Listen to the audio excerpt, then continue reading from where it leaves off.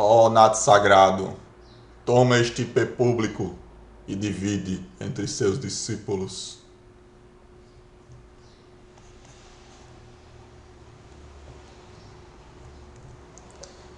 E aí, pessoal, tranquilo?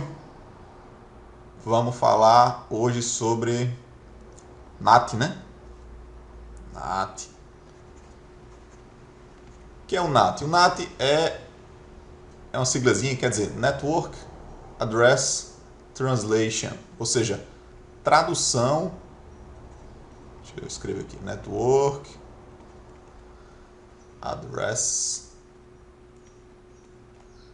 Translation.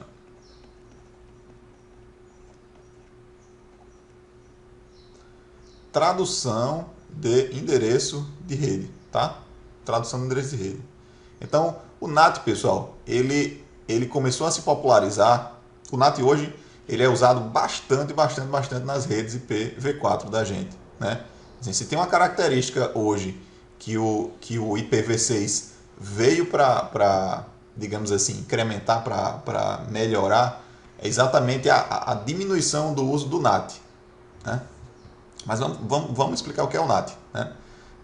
O NAT, o que a gente chama de NAT, na verdade, normalmente é o NAT N para 1 ou 1 para N, dependendo de onde você está lendo. E basicamente o que o NAT faz é o seguinte: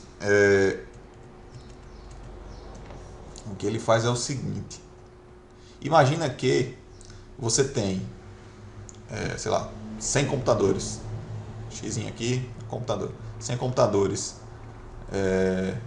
lá no seu ambiente de rede, pode ser sua empresa, pode ser a instituição, enfim, não importa, você tem um ambiente de rede, tem uma porrada de máquinas lá, e essas máquinas, elas precisam de alguma forma acessar a internet. O roteador, ele recebe do provedor, normalmente, um endereço IP. Somente um endereço IP. Como é que a gente faz para pegar esse um endereço IP, né, e compartilhar com essa porrada, essa pancada de máquinas aqui, né? A gente usa exatamente o NAT. Com o NAT você consegue fazer isso, né? Você consegue compartilhar a internet, digamos assim. Compartilhar a internet, compartilhar o endereço IP. Mas vamos falar um pouquinho mais sobre esse endereço IP aqui. Os endereços IPs, né? Estamos falando de IPv4, tá, pessoal? IPv4. Os endereços IPs, no projeto inicial, né, o pessoal imaginou que a distribuição, tanto a forma de distribuir como a quantidade, ela seria suficiente para ser atribuído a todas as máquinas que precisassem acessar a internet, né? Só lembrando o seguinte, pessoal, quando o IPv4 ele foi criado, quando ele foi lançado, né, isso 20 anos atrás, mais ou menos. Então, não existia essa realidade que a gente tem hoje de todo e qualquer dispositivo precisar ter acesso à rede, né? O pessoal sequer imaginava que iam existir smartphones, tablets, a explosão de computadores que existe hoje, né? Então, o pessoal não conseguiu estimar bem a necessidade de endereçamento da rede, né? A necessidade que existiria. O pessoal não imaginava que iam existir tantos equipamentos precisando acessar a rede, né? Isso fez com que tanto a estratégia de distribuição dos endereços como a própria quantidade disponível, né, não fosse bem dimensionada. Então, o IPv4 ele tem um problema sério que é a quantidade e a distribuição de endereço IP. A gente já está chegando muito perto de esgotar os endereços IPs V4 que são disponibilizados para os provedores. Então a gente já está muito perto disso, né? Já está muito perto disso acontecer. E aí o que acontece? A tecnologia NAT ela se popularizou, né? Exatamente porque ela conseguia resolver, de certa forma, resolver entre aspas, né, esse problema. E aí como é que ela resolveu?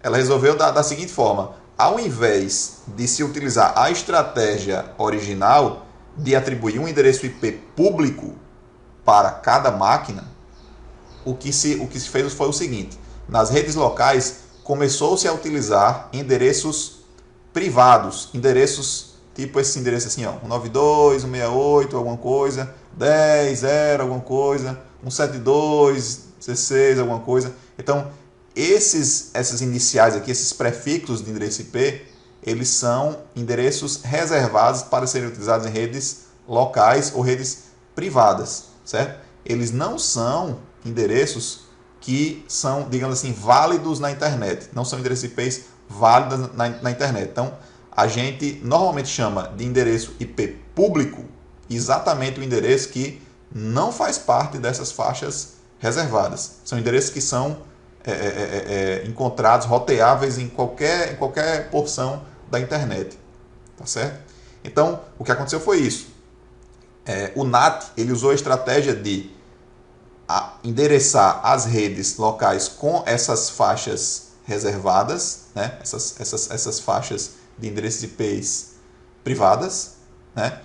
E receber apenas um ou poucos, né? Normalmente é somente um endereço IP público, né? De um provedor de internet, e compartilhar esse um endereço IP com todas essas maquininhas aqui, com todas as maquininhas, né? Então, com isso, né, o NAT conseguiu, digamos assim, multiplexar, distribuir, compartilhar um único endereço IP público com uma porrada de máquinas, né? Com uma porrada de máquinas. Então, o que o NAT ele conseguiu possibilitar foi isso. Então, meio que resolveu, né, entre aspas, o problema do IPv4, que era a escassez dos endereços disponíveis, né?